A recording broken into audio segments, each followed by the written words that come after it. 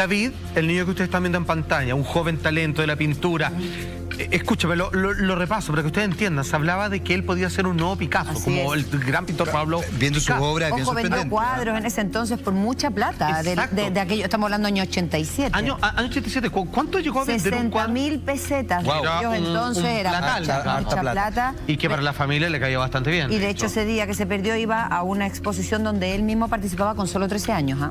Excelente que mencione eso, querida amiga. A ver, estamos hablando, David vive con su padre, que trabaja en una industria textil, la confecciona ropa. Su mamá es dueña de casa y tiene 2 hermanos. De hecho, con el hermano menor, él tenía 13 y su hermano más pequeño 10.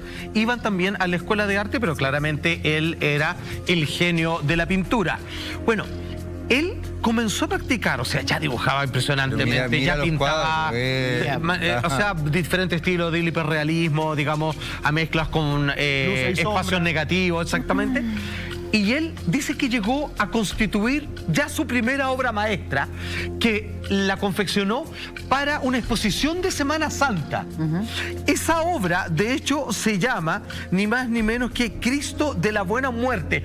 Es la propia madre quien nos dice que él, de tanto practicar, llegó a ser su primera gran obra maestra, con cual iba a presentarse en esa semana en una exposición y que justo coincide con que él nunca más se le vuelve a ver. Escuchamos una vez a la madre y vamos a ver esa última pintura que logró hacer David Guerrero. Atención.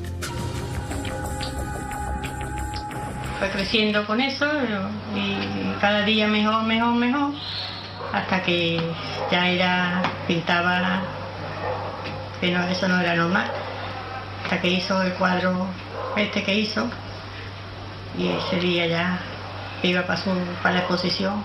Y ya está, y ya desde ese día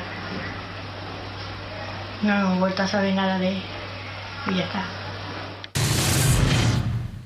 La exposición a la que se refiere la madre, que era producto de Semana Santa, acuérdense que él desaparece el 6 de abril y obviamente antiguamente se celebraba el primer viernes de la primera semana de abril, o la primera o la segunda, en este caso la tercera.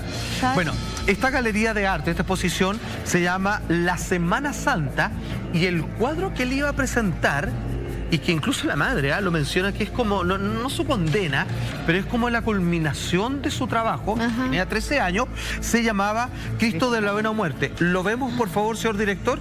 Carla tiene algo que opinar al respecto, pero mira, esta es la imagen del último cuadro que hizo David Guerrero, con un nivel de perfección. Se llama Cristo de la Buena Muerte. Es impresionante. O sea, yo no... Bueno, digamos, es un profesor de estética, Jaime, lo que refleja eso es de una alta complejidad, ¿cierto, querido amigo? O sea, el trabajo de las luces, la mirada, con ojos entrecerrados. Pero la barba. O sea, él ha obviado la cruz y sin embargo está ahí. Señalar que en Andalucía, Málaga es una ciudad andaluza, el fervor de la Semana Santa es tremendo. Es tremendo. De hecho, los pasos palios, que son cristos que salen formando verdaderas procesiones con hombres que llevan estos santos por las calles y todo, se hace siempre en la previa, que se suele mostrar este tipo, no es raro no verlo en la cruz, normalmente se muestra la cara de dolor, la pasión de Cristo, así como también de las vírgenes. Y esto de verdad es una pasada, o sea, hay pintores hiper reconocidos que de verdad tienen este nivel de un niño de solo 13 años, y esa es la obra justamente de la que él se sentía tan orgullosa y por la que iba a ser entrevistado cuando tú comienzas en este programa de radio. Cristo de la Buena Muerte es el título de este trabajo. Pero yo veo este cuadro que me parece maravilloso. Habla ese cuadro. Es una pasada. Pero al verlo, lo primero que uno podría llegar a pensar es, a ver, no es un niño que desaparezca porque quería pedir un rescate a su familia, que es lo que podría llegar a pensarse. No, para nada. No tienen recursos. Se descarta. Lo vuelvo a mirar y digo, a lo mejor lo que querían era buscar algún tipo de psicópata sexual, pero tampoco creo que sea el caso. A mí me parece que al ver este cuadro lo que te queda claro es que el móvil de lo que haya ocurrido es la envidia. Y es sacar del camino a alguien que pareciera tener mayores capacidades que el resto. Esto es casi como en los equipos de fútbol, cuando hay uno que es muy bueno y hay un montón que lo quieren sacar porque es mejor que el resto. Es una de las grandes teorías que parece que alguien le tenía mucha envidia. A mí me parece que tenemos que destacar el hecho de que este niño, viendo esto, es un niño claramente que está por sobre la media, que resalta, que tiene un talento... No es solo dibujar bien, está expresando al máximo nivel él. Tiene un talento desbordante, dote, y esto también podría ser no solamente observado por un envidioso que quiere competir y quiere sacarlo del camino, sino que también que alguien puede querer aprovecharse de sus dotes, explotarlo. Seguro. Una mente muy maestra, muy malévola, macabra al mismo tiempo y muy interesada en sacar algo de este niño, porque no es menor tener en consideración el talento de él, es un tremendo ingrediente a la hora de generar hipótesis respecto de su desaparición. Monty. Respecto a lo que decías tú, Carla, antes de que las mamás nunca se equivocan con la intuición, ¿cuál es la teoría que tiene la misma mamá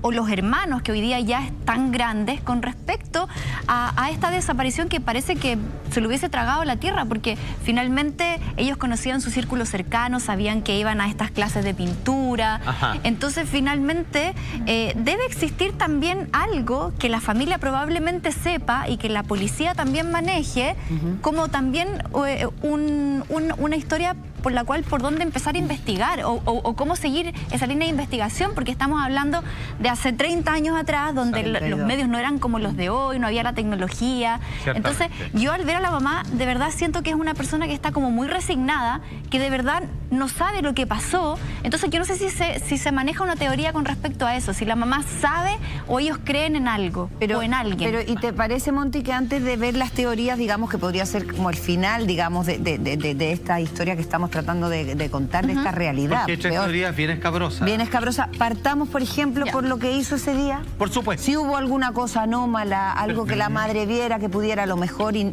hacerla intuir que algo pasó, Salfate. Como les dije, él ese día, 6 de abril, llegó a eso de las 6 de la tarde, como de costumbre, con su hermano menor de 10 años, después de clases. Acuérdense que ese no era un día cualquiera. Él no solo había terminado el cuadro que ustedes están viendo en estos momentos, donde iba a ser la figura estelar, mal que mal, eso fue pintado por un pequeño de apenas 13 años, para Semana Santa, sino que a propósito de ello, y a esta altura ya, por la corta, pero tremenda y exitosa y reconocida carrera que él llevaba como un maestro de pincel, iba a la Galería de Arte a dar una entrevista a una radio. Él iba a salir en la radio y todo el mundo iba a terminar masificando su arte, su obra, obviamente. Entonces, el informe policial, a partir de lo que han costado sus parientes, dice así: David, después de que llega con su hermano, sabe que se tiene que alistar para ir a la entrevista. Comió rápidamente, así, pum, se tragó la comida, el plato. Se cambió de ropa y decidió vestirse dentro de sus posibilidades. Claro. Elegantemente, dijo él. ¿Qué es elegantemente? Se puso una chaqueta, un chalequito blanco, los jeans mejor que tenía en aquel momento y zapatos deportivos, que era el otro par de zapatos que él tenía. Tenía uno más para trajinar y ir al colegio y unos zapatos deportivos que los sacaba para ocasiones especiales, y esto claramente era el caso. Ya son las 6:40 de la tarde, 20 para las 7 de la tarde, sale camino a tomar el mismo bus de siempre hacia la entrevista en la Galería de Arte, donde él iba a exponer y donde ya le habían de mismo comprado algunos de sus trabajos por 60.000 pesetas, que era un dineral en aquel tiempo. ¿Qué es lo que pasa? Entre la parada del autobús y la puerta de su casa existen poco más de 150 pasos. Nada. Nada. Para que se entienda, nada. Es más o menos una cuadra. Nada.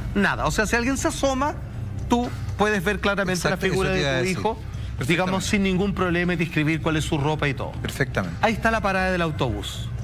Lo que sabemos es que él desapareció en medio de ese trayecto porque él nunca llegó siquiera a tomar el autobús. Él no se subió al autobús.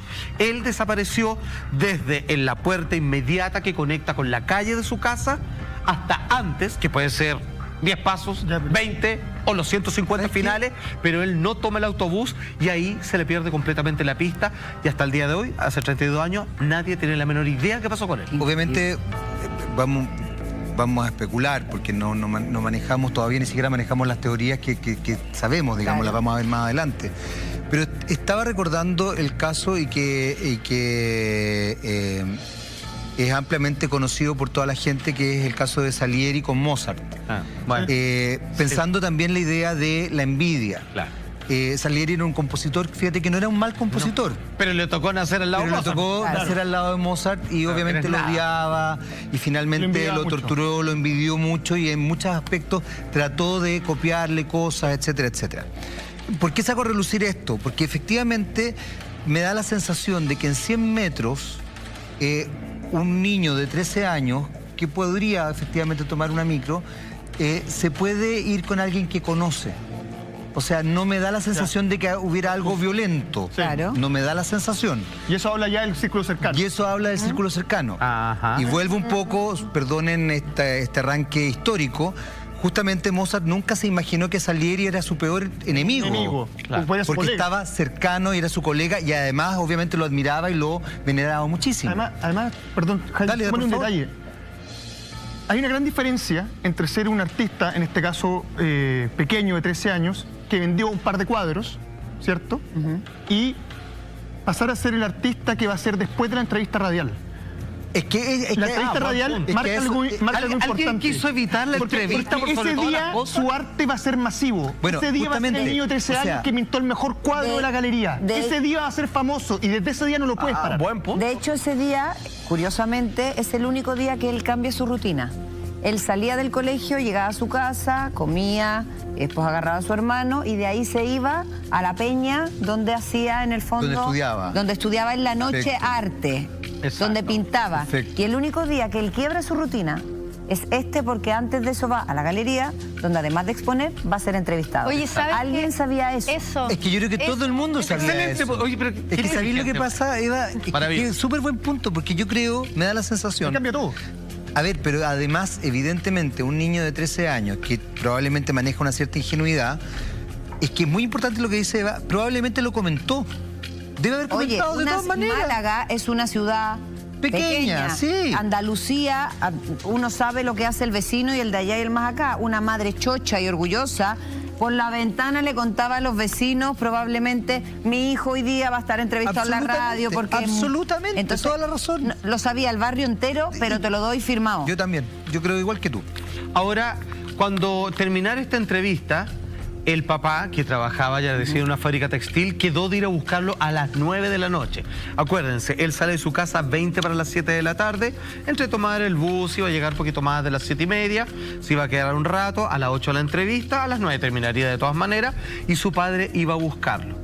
Cuando llega allá, él, ni siquiera el hombre se atreve a preguntar cómo le fue la entrevista, nada, simplemente ve que no está su hijo y... le dicen que no lo han visto, ok, ningún problema. Va, obviamente, a la escuela de arte, tampoco ha llegado ahí. Del colegio no tiene que ir a buscarlo porque él sabe que sale a eso de las 5:30, a las 6 llega a la casa. Claro. Y dice, pucha, ¿por qué no me habrá esperado? Se fue para mi casa. Y regresa al hogar y por cierto que ahí él no se encontraba.